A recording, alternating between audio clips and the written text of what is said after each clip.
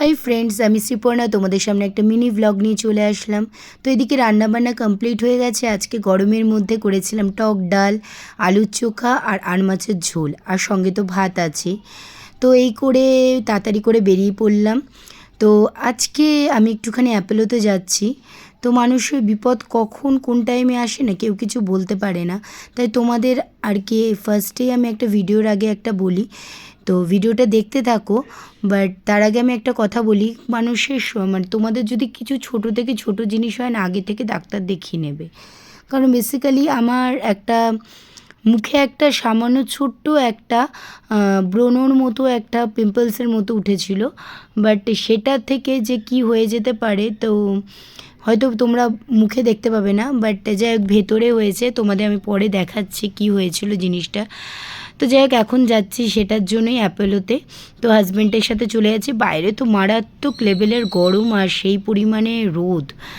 তো কিছু করার নেই, এইভাবেই যেতে হবে এখন। কারণ তাড়াতাড়ি অ্যাপয়েন্টমেন্ট করানো হয়েছিল একজনের সোর্সে আর কি, পাওয়া যাচ্ছিল না। মঙ্গলবার আর শনিবার এই দুদিনই বসে ডক্টর, মানে যে ডক্টরটা আর কি দেখাবো, সার্জেনকে দেখাতে যাচ্ছি। তো যাই হোক আগে যাওয়া যাক, তারপরে তোমাদের বলছি। তো সেটাই একটা কথা তোমাদের বলছি, মানে সেই পিম্পলসটা থেকে যে কি হতে পারে।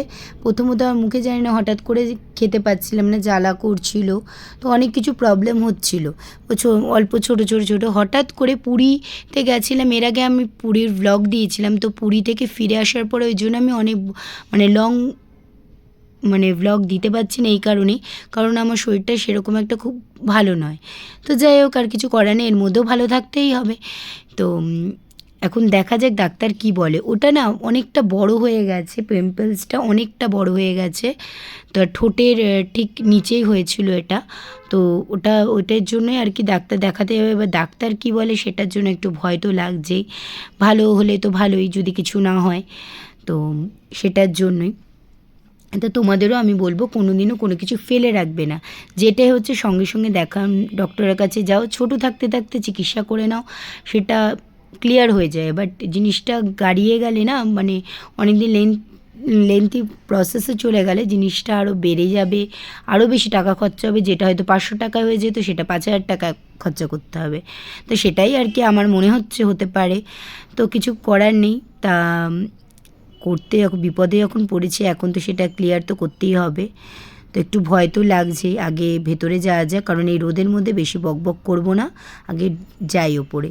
তো ফার্স্ট ফ্লোরে চলে এসেছি। তো এখানে ফার্স্টে ভুল করে ফার্স্ট ফ্লোরে চলে গেছিলাম, ভেবেছিলাম এখানেই ডক্টর, কারণ আমি জানি না, আমি একজনের সোর্সে আর কি নাম লিখিয়েছিলাম। তো তাকে ফোন করলাম, তা বললো না সেকেন্ড ফ্লোরে বসেন উনি। তা সেকেন্ড ফ্লোরে যাচ্ছি, তাই সেকেন্ড ফ্লোরে গিয়ে আগে ওখানে যেহেতু আমার নাম লেখানো আছে, তাও দেখি কতক্ষণ ওয়েট করতে হবে না। বললো যে আমাকে আমার 16-এ নাম্বার আছে, নাম লেখানো আছে, বাট একটু ওয়েট করতে হবে।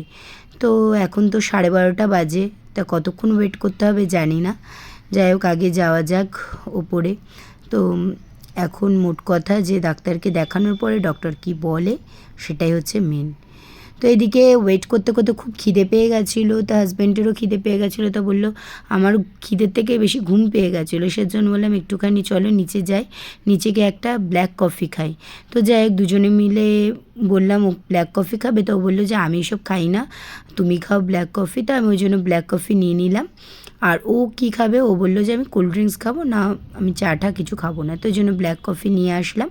তো এখন একটু ব্ল্যাক কফি খেয়ে ঘুমটাকে কাটাবো, তারপরে উপরে যাব, কারণ এখনও ওয়েট করতে হবে। ঘড়িতে এখন প্রায় 2টোর কাছে ঘড়ির কাট। তো এখন কিছু করার নেই। তো ব্ল্যাক কফিটা খেতে খেতে ভাবছিলাম যে কি বলবে না বলবে, একটু টেনশানেই ছিলাম। তো যাই হোক টেনশান তো হয়, সে ছোটো থেকে বড় জিনিস ক্ষেত্রে তো টেনশন হয়, ছোটো থেকে হয়। কারণ আমার বেসিক্যালি কী জানো তো, ছোটো ছোটো সবার আগে মনে পড়ে দুটো বাচ্চার কথা, কারণ ওরা দুজন এতটাই ছোটো না। তো সেজন্য কিছু হলে বা ওটি কিছু করতে হলে, হয়তো বড় কিছু হবে না, বাট তাও একটা মনের মধ্যে একটা ভয় থেকেই যায়, যতক্ষণ না কিছু শুনতে পারি, ভালো কিছু শুনতে পারি, তা সেটার জন্যই। তো হাজব্যান্ড বলছিল চলো কিছু খেয়ে নিই। তা আমি বললাম যে না, আমার কিছু খেতে ইচ্ছা করছে না, আমি কফিটা খেয়ে ওপরে যাবো, কতক্ষণে ডাক্তার দেখাবো, উনি কি বলে সেটার আশায়। তো যাই হোক, এখান থেকে ও বলছে না আমার একটু খিদে পেয়েছে, তাহলে একটা স্যান্ডউইচই দুজনে শেয়ার করে খাবো। তাই এদিকে ও চিকেন স্যান্ডউইচ নিয়েছিল, দুজনে মিলে খেলাম। খেয়ে দিয়ে ওপরে চলে আসলাম। তো এদিকে বেজে গেছে ঘড়িতে 3:10-15। তো এখন আলটিমেটলি বলল যে এখন আপনারা ঢুকবেন। তো একটুখানি দাঁড়াও, ভেতরে ঢুকি, ঢোকার পরে কি বলে সেটাই হচ্ছে সবথেকে বড় কথা। তো চিন্তামুক্ত হলো ঠিকই, কিছুটা হলেও চিন্তামুক্ত হয়েছে। তো আলটিমেটলি আমার এটা কি হয়েছে, তো ডক্টর বলল যে এটা টিউমার। তো তোমাদের আমি পরে দেখাবো, আমার মানে মুখের ভেতরেই হয়েছে এটা। তো টিউমার হয়েছে, অনেক দিনই ফেলে রেখেছিলাম, তা এটার আর কি ওটি করতে হবে।